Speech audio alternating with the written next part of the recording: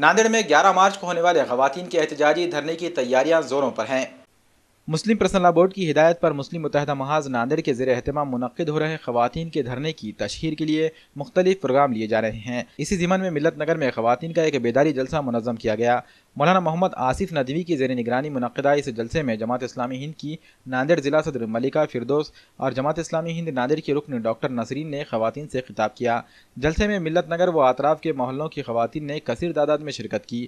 خاتون مقررین نے اس جلسے میں مسلم خواتین کے روبرو شریعت کی اہمیت و افادیت بیان کی، شریعت کی روشنی میں طلاق اور اس کے صحیح طریقے کو واضح کیا۔ ان مقررین نے خواتین کو سمجھایا کہ کس طرح حکومت مسلم خواتین کے ساتھ ہمدردی کا دعویٰ کرتے ہوئے شریعت میں مداخلت کی کوشش کر رہی ہے۔ مقررین نے تمام خواتین سے اپیل کی کہ حکومت کو اس کے مقاصد میں ناکام کرنے اور اپنا موقف واضح کرنے کے لیے 11 مارچ کو دھرنے میں کثیر تعداد میں شرکت کریں۔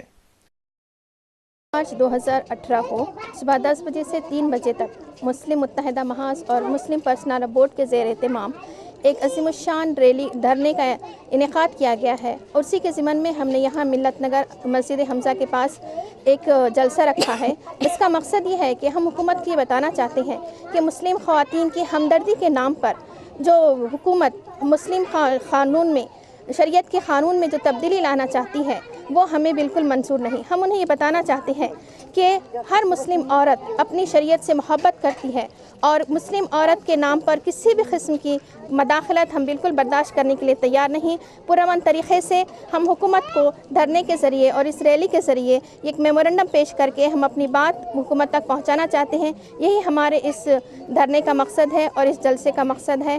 ہم یہ چاہتے ہیں کہ زیادہ سے زیادہ تعداد میں مسلم خواتین اس میں شریک ہوں اور اپنا جو حق ہے وہ حکومت سے حاصل کریں، اور یہ بات حکومت تک پہنچا دی جائے کہ کسی بھی قسم کی مداخلت بالکل ہی قطعی کسی بھی قیمت پر ہم اپنے قانون میں برداشت کرنے کے لیے تیار نہیں ہیں۔